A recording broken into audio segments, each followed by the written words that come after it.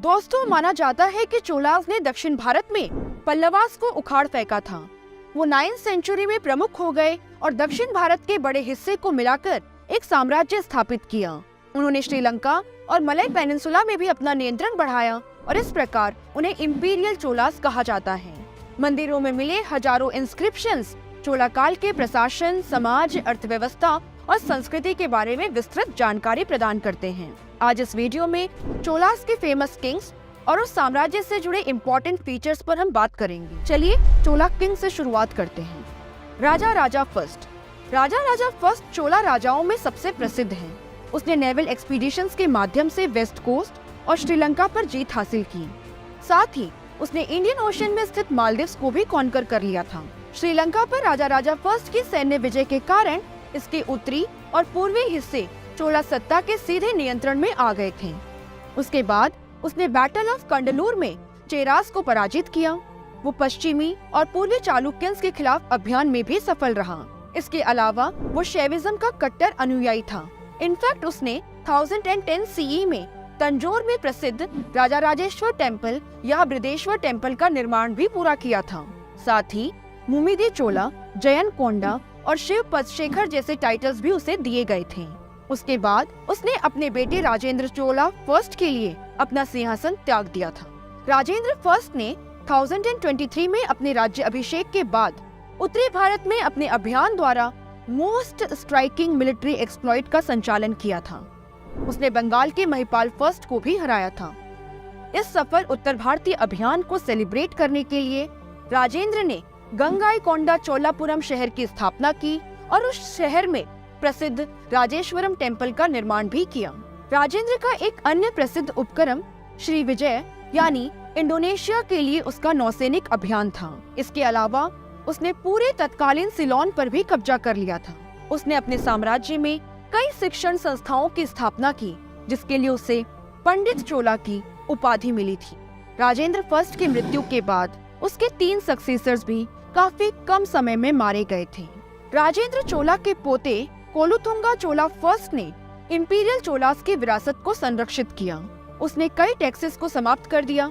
साथ ही उसने चीन में ट्रेड एम्बेसीज भी भेजी थी। इसके अलावा उसने चोलास साम्राज्य के साथ वेंगी किंगडम को भी एकजुट किया था। हिस्टोरिकल रिकॉर्ड्स के अनुसार वो रामानुज आचार्य का कंटेम्पररी था। राजेंद्र थर्ड की यदि हम बात करें तो ये अंतिम चोल राजा था जिसे सुंदर पांड्या सेकंड के द्वारा हराया गया था। इसके बाद चोलास का पतन हो गया। आइए चोला एडमिनिस्ट्रेशन के बारे में थोड़ा जानते हैं। राजा प्रशासन के शीर्ष पर था और चोला इंस्क्रिप्शंस उसे पेरुमल अडिगल यानी द ग्रेट वन और को कोनमई कोंडन यानी किंग्स ऑफ किंग्स के रूप में रेफर करते हैं। चोला इंस्क्रिप्शंस राजा को एक महान योद्धा, विजेता, काल का एक महान संरक्षक, बुराइयों का नाश करने वाला, जेनरस और प्लीजिंग पर्सनालिटी में रक्षक के रूप में वर्णित करते हैं। प्रशासन की एफिशिएंसी बढ़ाने के लिए राजा रॉयल टूर्स पर भी जाता था। चोलास के प्रशासन की स्थापना चेरास, पांड्यास और पल्लवास की तुलना में काफी बड़ी थी, लेकिन कोलुथुंगा फर्स्ट की मृत्यु के बाद इसमें डिक्लाइन देखा गया और उसके बाद स्थानीय सरदारों की पावर इंक्रीज होने लगी। इसके अलावा साम्राज्य में 8 मंडलम यानी प्रोविंसेस शामिल होते थे और प्रत्येक मंडलम में एक राज्यपाल होता था। प्रोविंसेस को वलनाडुस या कोट्टम में विभाजित किया गया था और प्रत्येक वलनाडुस को नट्टर के तहत नाडुस यानी डिस्ट्रिक्ट्स में विभाजित किया गया था। नाडुस में कई ऑटोनोमस विलेजेस शामिल होते थे। संघ या श्रेणी भी प्रशासन का हिस्सा थे। मर्केंटाइल ग्रुप्स की सभा को नगरम के नाम से जाना जाता था। ये विभिन्न ट्रेड्स और स्पेशलाइज्ड समूह के लिए विशिष्ट थे। उदाहरण के लिए शंकरपड़ी नगरम घी और तेल के लिए सप्लायर्स थे। सालिया नगरम टेक्सटाइल ट्रेड से जुड़े थे। समय के साथ ये संघ पावरफुल होते गए और बाद में स्वतंत्र हो गए। आगे बढ़ते हुए हम बात करते हैं चोला सोसाइटी और इकोनॉमी की। समाज में कास्ट सिस्टम काफी प्रचलित था और परायार यानी अनटचेबल्स की स्थिति बहुत मिजरेबल थी। ब्राह्मण्स और क्षत्रिय जैसे उच्च वर्गों को स्पेशल प्रिविलेजेस प्राप्त थे। चोला इंस्क्रिप्शंस में जातियों के बीच प्रमुख विभाजनों का उल्लेख भी है, जैसे वालंगाई मेनली एग्रीकल्चरल ग्रुप्स हुआ करते थे और इडांगाई मेनली आर्टिशंस और ट्रेडिंग क्लास थे। चोला शासन के दौरान ब्राह्मणिज्म फलता फूलता रहा। ब्राह्मण्स को उपहार देने के अलावा शाही परिवारों के द्वारा मंदिरों को भी उपहार दिए जाते थे। अमीर व्यापारियों ने भी मंदिरों में योगदान दिया। चोला राजाओं और रानियों के संरक्षण में बड़ी संख्या में मंदिरों का निर्माण करवाया गया। चोलास की अर्थव्यवस्था मुख्य रूप से कृषि पर आधारित थी। वन भूमि के सुधार, इरिगेशन टैंक्स का निर्माण और विभिन्न प्रकार की फसलों के विस्तार से एग्रीकल्चर में काफी प्रॉस्पेरिटी देखी गई। साथ ही औद्योगिक क्षेत्र में भी चोला काल में प्रोग्रेस देखा गया।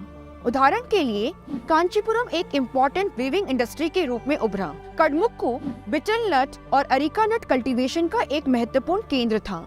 इसके अलावा ये मेटल वर्क्स, टेक्सटाइल्स और कॉइन मिंटिंग के लिए भी जाना जाता था। चोला राजाओं ने साउथ ईस्ट एशिया और चाइना के साथ क्लोज कमर्शियल टाइज भी बना रखी थी। कैवेलरी को मजबूत करने के लिए बड़ी संख्या में अरेबियन हॉर्सेस का इंपोर्ट किया जाता था। दोस्तों, चोलास के शासनकाल में साहित्य का भी विकास हुआ। विष्णु के भक्त अलवार एंड शिव के भक्त नयनार कहलाते थे। तमिलनाडु में विभिन्न कवियों द्वारा 6th और 9th सेंचुरीज के बीच तमिल और अन्य क्षेत्रीय भाषाओं में शिव की प्रशंसा में भजनों के एक 12 खंड संग्रह की रचना की गई। इनफैक्ट इसे 5th वेद माना जाता है। इस दौरान क्लासिक राइटर कंबन ने रामायण को तमिल में लिखा था। इतना ही नहीं, पंपा पोन्ना रन्ना की फेमस ट्रिनिटी कन्नड़ पोएट्री की 3 कीमती रत्न माने जाते थे। खैर, राजेंद्र चोल III की मृत्यु के बाद चोल साम्राज्य के रूल्स पर पांड्यास और होयसाला साम्राज्य अस्तित्व में आए।